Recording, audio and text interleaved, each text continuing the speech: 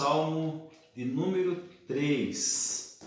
São 8 versículos e o versículo 1 fala assim: Senhor, como tem crescido o número dos meus adversários. São numerosos os que se levantam contra mim. São muitos que dizem de mim, não há salvação para ele em Deus. Nesses 2 versículos, nós vemos o salmista Davi se queixando de um momento em que ele está vivendo. As pessoas que conhecem a história sabem que ele está, o contexto é quando ele está fugindo de Absalão, seu filho.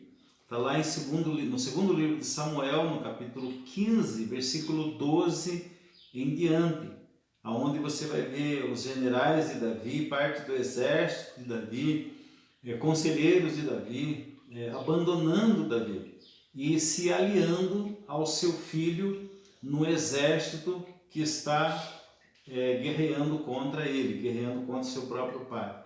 Então esse problema em si, só o fato de você ter um filho guerreando contra você já é uma grande tribulação, já é um grande problema, é uma grande adversidade na sua vida. Agora, quando as pessoas começam a se aliar a ele começa a perder pessoas que ele confiava, né? Quando você vê parte do seu exército, então era uma situação muito difícil, muito complicada.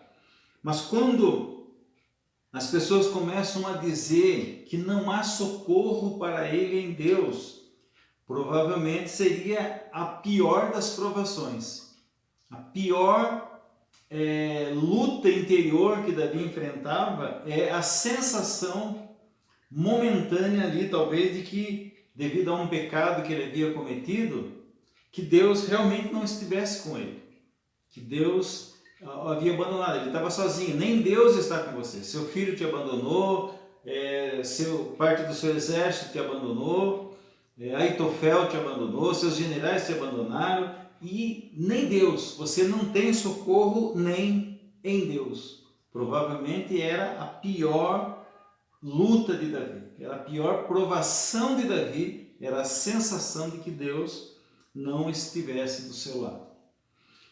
No versículo 3, ele fala: porém, tu, Senhor, és um escudo para mim. Você veja que Davi tinha fé. Ele antevia, ainda que naquele momento ele estava deixando o palácio e fugindo, ainda que naquele momento o número dos seus adversários estavam crescendo, se multiplicando, se proliferando de todos os lados e estavam comprimindo a vida dele, ele fala que Deus é o escudo dele, Deus é a proteção dele, Deus é o broquel dele, por cima, dos lados, atrás, na frente, por baixo, ele sentia a proteção de Deus. Versículo 4, ele fala: com a minha voz clamo ao Senhor, e ele do seu santo monte me responde. Você percebe que ele fala com a minha voz. Por que ele fala com a minha voz? Porque há um momento na nossa vida que às vezes nós temos que gritar, nós temos que nos levantar, nós temos que falar alto. E Davi aqui ele clama a Deus, ele suplica a Deus, ele fala que Deus do seu santo monte o havia respondido. Interessante que depois do versículo 4, você percebe que já você não vê mais um homem assim se queixando da sua situação. Você vai ver ele falar: eu deito-me e pego no sono, acordo porque o Senhor me sustenta. Aqui Davi não está falando sobre o conforto do palácio, ele está em campo aberto.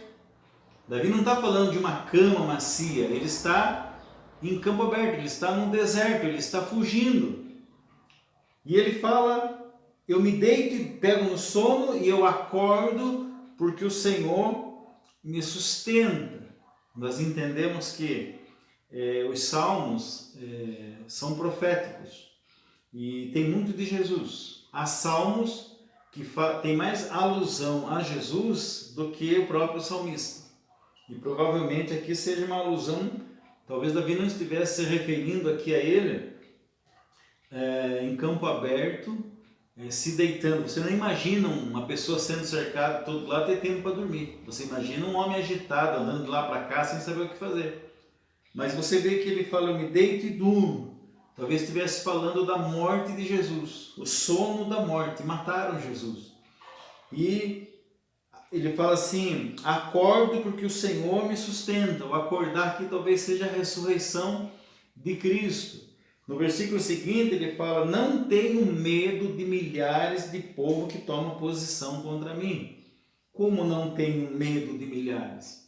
Por que a nossa fé em Cristo, ela nos leva a ter essa ousadia? Porque nós sabemos que Jesus venceu a morte. Ele morreu, mas ele ressuscitou.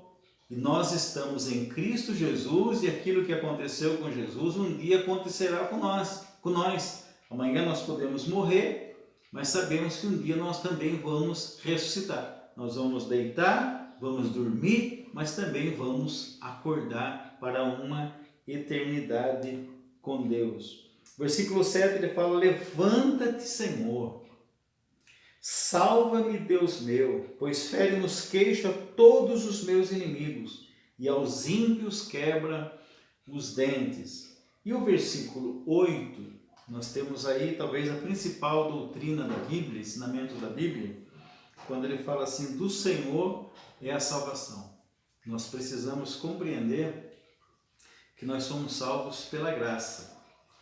Nós não somos salvos por causa de nós somos salvos apesar de nós. Nós não merecíamos a salvação, mas nós somos salvos pela graça. Ou seja, é um amor demonstrado àquele que não merecia amor nenhum. Então, se a minha salvação, se a salvação do cristão em algum aspecto dependesse dele, da fé dele, das boas obras dele, da moralidade dele, ele não seria salvo.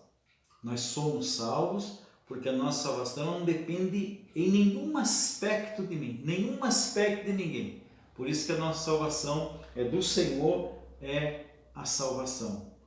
E finalizando, ele fala sobre o teu povo, seja a tua bênção.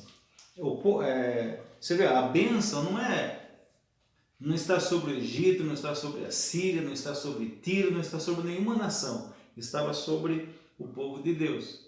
Então, se você olhasse para Davi naquele momento, talvez você não conseguisse ver naturalmente falando, você fala, não, Davi não é um homem abençoado. Davi foi abandonado pelo seu filho montou um exército contra ele, Davi foi abandonado pelo seu exército, Davi foi abandonado pelos seus generais. Não, Davi era o abençoado. Ele é que era o abençoado.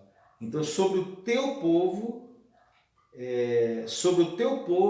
a tua bênção. A bênção de Deus, ela está sobre o povo de Deus. Isso aqui não interessa as circunstâncias que você está vivendo. Não importa absolutamente nada que aconteça com você.